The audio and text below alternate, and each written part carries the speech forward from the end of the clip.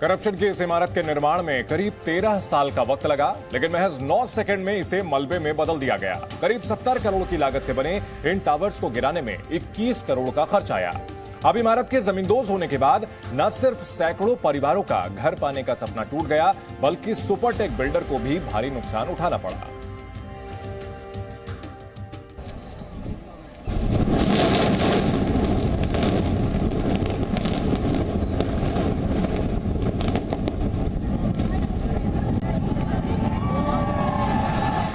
नोएडा में अधिकारियों और बिल्डर की मिलीभगत से खड़ी हुई भ्रष्टाचार की गगनचुंबी इमारत महज 9 सेकंड में धराशायी हो गई।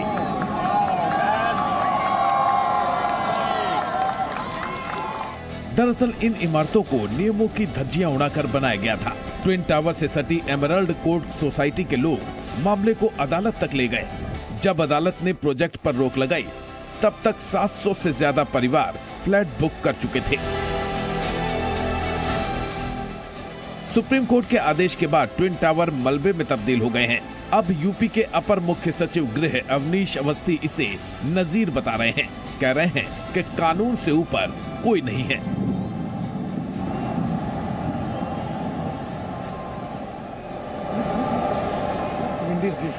ये डिमोलिशन जो है एक मील का पत्थर होगा, ये दिखाने के लिए कि ultimately law will catch up with any illegal decision which has been done in the past, और चाहे जितना बड़ा आदमी है, पब्लिक डोमेन में zero tolerance to all such illegal activity। 1000 crore से भी ज्यादा की मार्केट वैल्यू वाली ये इमारत ब्लास्ट के बाद मलबे में तब्दील हो गई।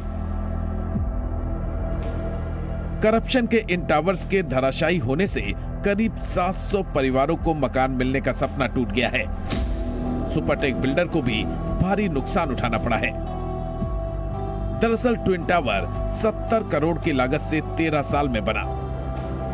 सुप्रीम कोर्ट के आदेश के बाद इसे गिराने में करीब 21 करोड़ का खर्च आया। लागत में से सुपरटेक ने लगभग 17 करोड़ रुपए का भुगतान किया है, जबकि बाकी 4 करोड़ की राशि मलबा बेचकर हासिल की जाएगी। नियमों को ताक पर रखकर बनाए गए सुपरटेक ट्विन टावर्स में 915 फ्लैट बनाने की योजना थी। अधिकारियों की मिलीभगत से बिल्डर ने इमारत का ढांचा भी खड़ा कर लिया था। हालांकि अब करप्शन की ये इमारत मलबे में तब्दील हो गई है।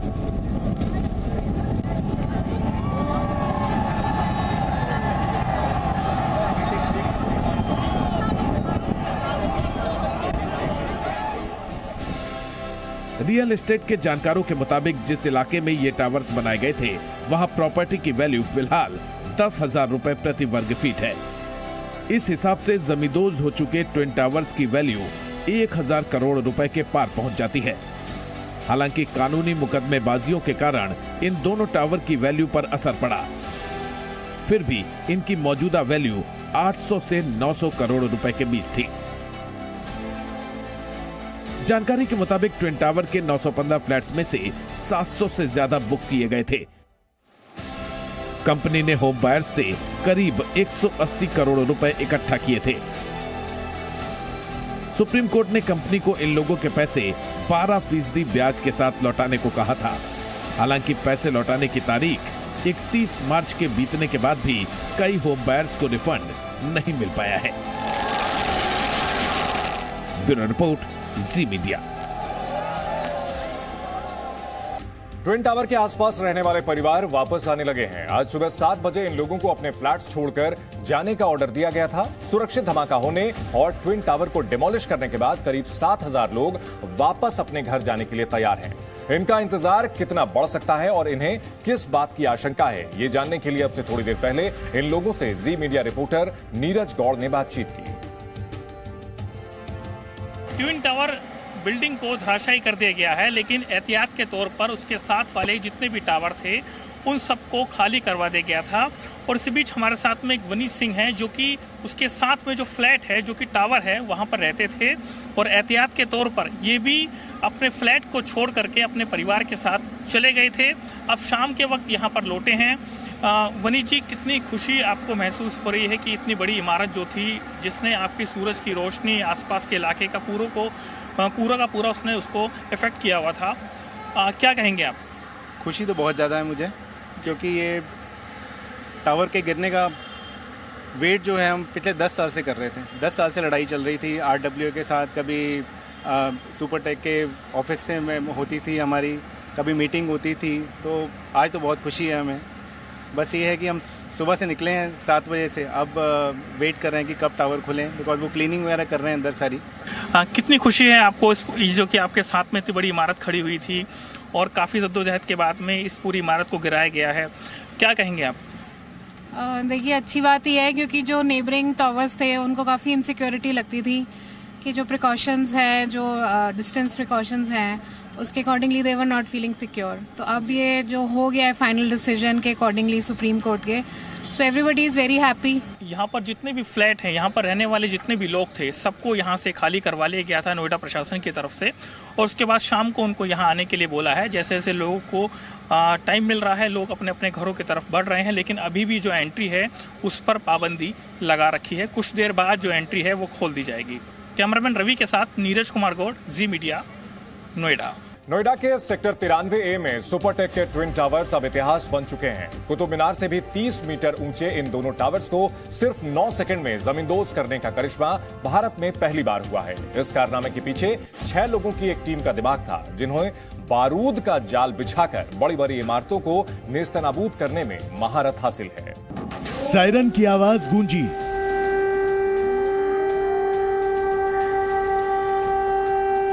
एक बेआवाज बटन दबा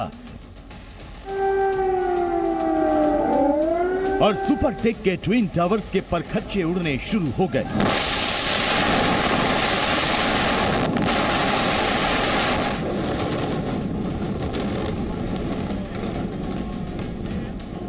सिर्फ 9 सेकंड के बाद सुपरटेक ट्विन टावर्स की जगह धुएं और धूल का गुबार छाया था।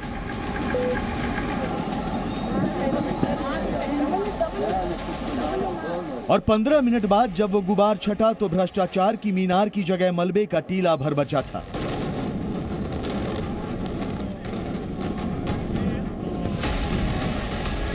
ट्विन टावर को ध्वस्त करने का काम देखने में जितनी तेजी और आसानी से हुआ, वो असल में बेहद मुश्किल और जोखिम भरा था।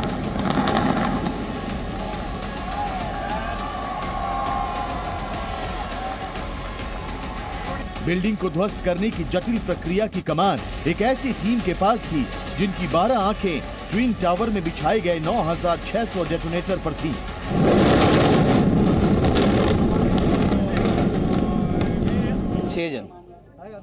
We are 6। यहाँ पर देखें, ये इंसिडेंट कमांड सेंटर बनाया हुआ है। यहाँ पुलिस वालों की तैनाती दिख रही है और अब मैं आपको बताना चाहूंगा कि पुलिस के तमाम आला अधिकारी यहाँ मौजूद हैं और लगातार बार बार यहाँ पर वो जो है मॉक ड्रिल की जा रही है, एम्बुलेंस के जरिए जा रहे हैं। आसपास की इमारतों को नुकसान पहुंचाए बिना ट्विन टावर को जमींदोज करने वाले ये 6 डेमोलिशन मैन इस खास गाड़ी में थे, जिसमें इस मिशन का कंट्रोल रूम काम कर रहा था। इंसिडेंट कमांड सेंटर एक बड़ी गाड़ी जो बताया जाता है, जिसके अंदर सीसीटीवी कैमरे से पूरे इलाके की निगरानी की जा रही है और साथ में आप देख सकते हैं गाड़ियों की एक लंबी कतार है। दूर तक अगर हमारे कैमरे से हम दिखा सके हमारे सहयोगी विक्रम, तो आगे रास्ते को रोक दिया गया है। आला अधिकारियों के आने का सिलसिला लगातार जारी है और यहां से मॉनिटरिंग की जा रही है। मॉक ड्रिल का सिलसिला लगातार जारी है। ट्विन टावर को ध्वस्त करने की जिम्मेदारी मुंबई की एडिफिस इंजीनियरिंग कंपनी के पास थी, जिसके पार्टनर उत्कर्ष मेहता भी इसी कंट्रोल रूम में मौजूद थे।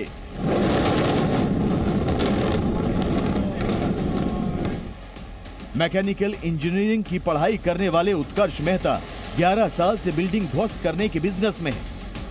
मेहता की कंपनी ने ही 2019 में केरल में 17 और 19 मंजिला वाली 4 इमारतों को एक साथ ध्वस्त किया था। तेलंगाना के पुराने सचिवालय और अहमदाबाद के मोटेरा स्टेडियम को ध्वस्त करने का काम भी एडिफिस कंपनी ने ही किया था। उत्कर्ष मेहता ट्विन टावर को गिराने के तकनीकी पहलू पर नजर रखे हुए थे, तो पूरे ऑपरेशन का मैनेजमेंट उनके सहयोगी मयूर मेहता संभाल रहे थे। मयूर मेहता एडिफिस इंजीनियरिंग के साथ पिछले 10 साल से जुड़े हैं। मुंबई यूनिवर्सिटी से बीकॉम की पढ़ाई करने वाले मयूर को सुपरटेक ट्विन टावर को ध्वस्त करने का प्रोजेक्ट मैनेजर बनाया गया था।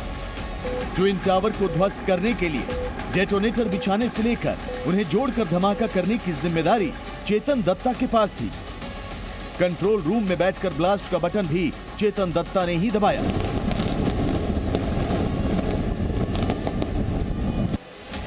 वैसे तो चेतन दत्ता ने भी बीकॉम की पढ़ाई की है, लेकिन उन्हें खदानों में ब्लास्ट करने का 20 साल का तजुर्बा है और 2012 से ही खनन सुरक्षा महानिदेशालय ने चेतन दत्ता को ब्लास्टर के तौर पर मान्यता दे रखी है। ब्लास्ट के लिए बारूद कितना चाहिए, इसका पता लगाने के लिए ट्विन टावर के स्ट्रक्चर की जांच जरूरी थी।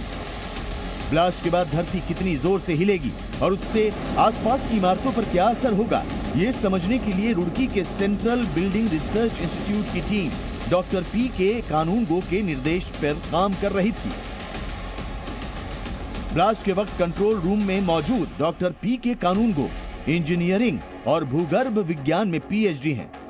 सीबीआरआई के चीफ साइंटिस्ट डॉक्टर कानूनगो को इमारतों की मजबूती आंकने का 28 साल का अनुभव है। एडिफिस इंजीनियरिंग कंपनी के लिए यह सबसे बड़ा डिमोलिशन मिशन था, जिसमें मदद के लिए उसने दक्षिण अफ्रीका की कंपनी जेट डिमोलिशन को अपना तकनीकी पार्टनर बनाया था।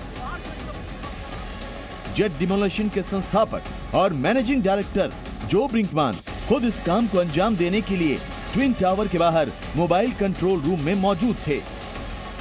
माइनिंग इंजीनियरिंग में अमेरिका से मास्टर्स डिग्री लेने वाले जो ब्रिंकमान 28 साल से अपनी डिमोलिशन कंपनी चला रहे हैं। उनकी जेट डिमोलिशन कंपनी को 100 मीटर से अधिक ऊंचाई वाली बिल्डिंग को ध्वस्त करने में माहिर माना जाता है और जटिल से जटिल इमारतों को बहुत सफाई से ध्वस्त करने के लिए उन्हें 5 इंटरनेशनल अवार्ड भी मिल चुके हैं। सुपरटेक ट्विन टावर को ध्वस्त करना भी बहुत जटिल था। दोनों टावर्स के बीच दूरी कम थी और ध्वस्त होते समय अगर एक भी टावर किसी ओर झुकता तो तबाही मच सकती थी। लेकिन इस काम को अपने हाथ में लेने वाली टीम को अपने दिमाग, तकनीक और तजुर्बे पर भरोसा था। इस टीम ने ट्विन टावर के आसपास के लोगों और नोएडा प्रशासन को विश्वास दिलाया था कि दोनों इमारतों को गिराने का काम पूरी तरह सुरक्षित तरीके से अंजाम दिया जाएगा और हुआ भी ऐसा ही। ब्यूरो रिपोर्ट, जी मीडिया।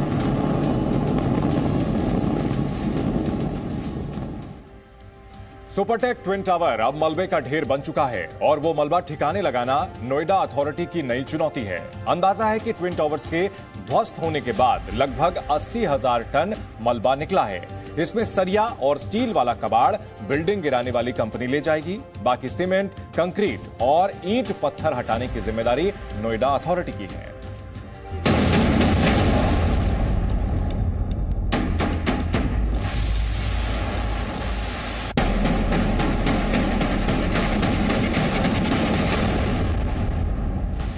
नियमों की धज्जियां उड़ाकर सुपरटेक के ट्विन टावर जब खड़े हुए तो आसपास की इमारतों की रोशनी और बच्चों के खेलने का मैदान खा गए। लंबी लड़ाई के बाद अब भ्रष्टाचार के दोनों टावर ध्वस्त हुए तो उनका मलबा लोगों के लिए मुसीबत का पहाड़ बनकर खड़ा हुआ है। सेक्टर 91 का 2 बजे का था 56.88, 1 बजे का 56.77 था, सुबह 8 बजे का 59 था, 3 बजे का 57 है एंड PM 10 सुबह 8 बजे 82 था। अभी जो 3 बजे का है वो 75 है। अभी हमारे यहाँ कम से कम 100 वाटर टैंकर्स हैं, अराउंड 300 क्लीनिंग स्टाफ है जो सोसाइटीज़ में और रोड्स को जो ये इम्पैक्ट एरिया है इसको क्लीन करेगा। नोएडा अथॉरिटी ने ट्विन टावर्स का मलबा हटाने का प्लान पहले ही बना लिया है, लेकिन मलबा इतना ज्यादा कि उसको हटाने में 3 महीने का वक्त लग सकता है। ट्विन टावर्स का मलबा लगभग 80,000 टन का है, जिसमें से 50,000 टन दोनों टावर्स के बेसमेंट को भरने में काम आएगा और बाद में उसी जगह पर पार्क बना दिया जाएगा, जबकि बाकी 30,000 टन मलबा नोएडा अथॉरिटी सुरक्षित तरीके से ठिकाने लगाएगी। ट्विन टावर्स को बनाने में सरिया, लोहे के बीम्स, पाइप का भी इस्तेमाल हुआ था।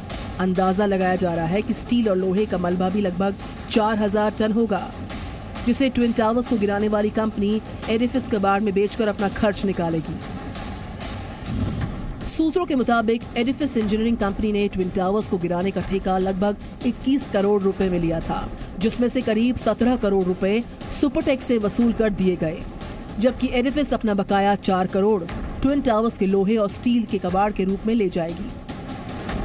वैसे पूरी दुनिया में बिल्डिंग बनाने और उसको गिराने से निकलने वाला मलबा भी एक बड़े कारोबार में बदल चुका है।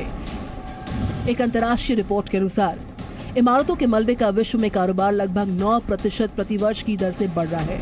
साल 2021 में बिल्डिंग बनाने और गिराने से निकले मलबे का कारोबार 16,469 करोड़ डॉलर यानी भारतीय रुपए में 13,17,000 करोड़ का था, जो इस साल यानी साल 2022 में 14,31,000 करोड़ रुपए तक पहुंचने का अनुमान है और 2026 तक 18 लाख करोड़ रुपए के पार जा सकता है।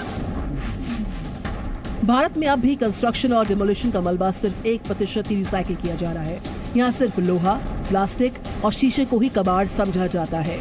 ईंट, कंक्रीट और सीमेंट रेत वाला हिस्सा जहाँ तहाँ फेंक दिया जाता है, जबकि इमारतों के इस मलबे को भी ईंट और कंक्रीट के ब्लॉक बनाकर रिसाइकिल किया जा सकता है, जिसके लिए सरकार ने गाइडलाइंस भी जारी कर रखी है।